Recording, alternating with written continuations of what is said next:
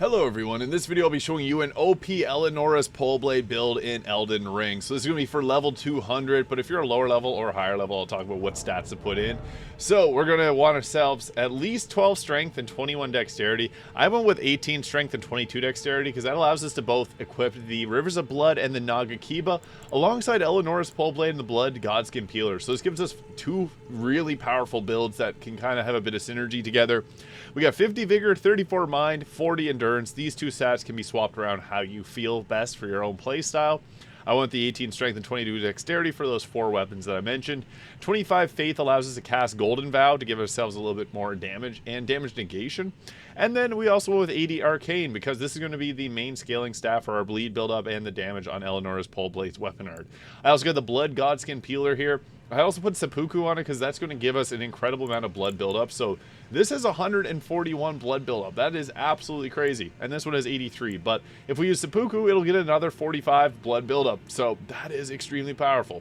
I'm also using the White Mask and Lord of Blood's Exaltation as this is going to increase our overall damage after we trigger blood loss. So if we use the Seppuku, that gives us the increased damage attacks. And then I also got the Raptor's Black Feathers and the Claw Talisman enhance our jump attacks. The Rotten Wing Sword Insignia because we're going to be attacking pretty quickly. And then also we want to have at least 56 poise with a medium roll. So whatever gear that you can equip to give yourself that poise is going to help us resist too late attacks. So I also have the Dragon Communion Seal for casting incantations as there's a few of them that can be pretty beneficial here. So the regular way of doing this is we want to cast Golden Vow first. This is going to last the longest. And then we're going to put on our Flame Grant Me Strength. This will give us a huge buff to the damage of the weapon here. And then we're going to two-hand the Godskin Peeler and use Seppuku there. It's going to give us blood loss, but that's okay because when we bring out our weapon, it's going to have a bunch of extra bleed buildup. So yeah, the thing with this is it just hits so hard that most enemies are going to die before we can even get your blood loss to build up. So that's why I recommend going with it. Oh, we knocked him off the edge. Now, to get the 4 attacks on jump attacks, I'll show you on this guy here. So we want to jump and trigger our jump attack a little bit later. So boom, boom. Oh, I hit a shield. So what the strategy would be to jump, and before you're about to land, then you hit the L1 button. So jump, boom, boom. There it is. So if you're fighting a boss, obviously you can do that a little bit higher, or if the enemy's on a bit of an incline to you, you can still go on ahead and attack them with that. But the jump attacks is going to give us 4 chances to hit. So that is a ton of bleed buildup.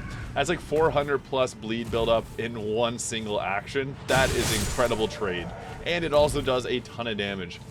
Now for the Flask of Wondrous Physic, I have the Stone Barb Cracked Tier, as well as the Fire Shrouding Cracked Tier. This is going to increase our fire damage, which is what the Eleonora's Poleblade is going to be dealing. And we also get increased poise damage. So what's nice about that is jump attacks deal a little bit extra poise damage. This is going to give us a higher chance of breaking posture. They go together well.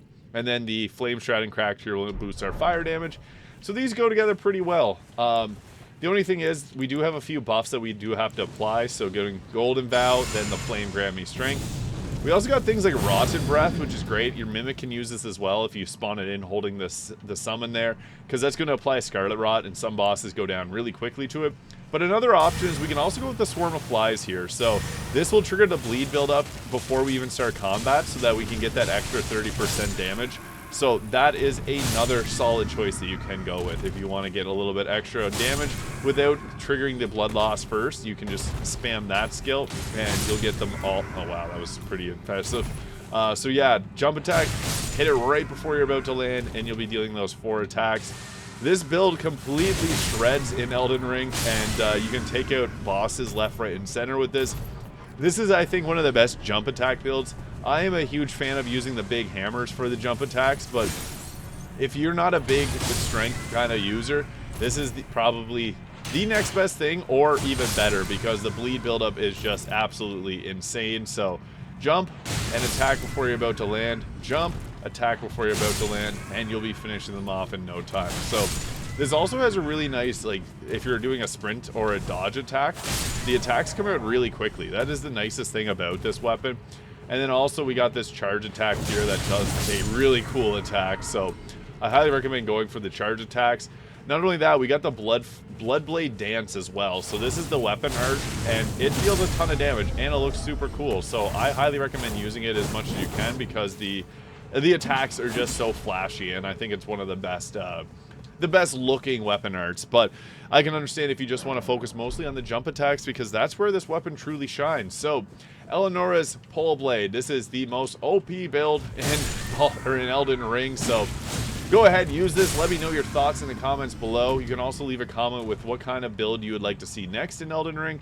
Thank you so much for watching, and I'll see you all in the next video.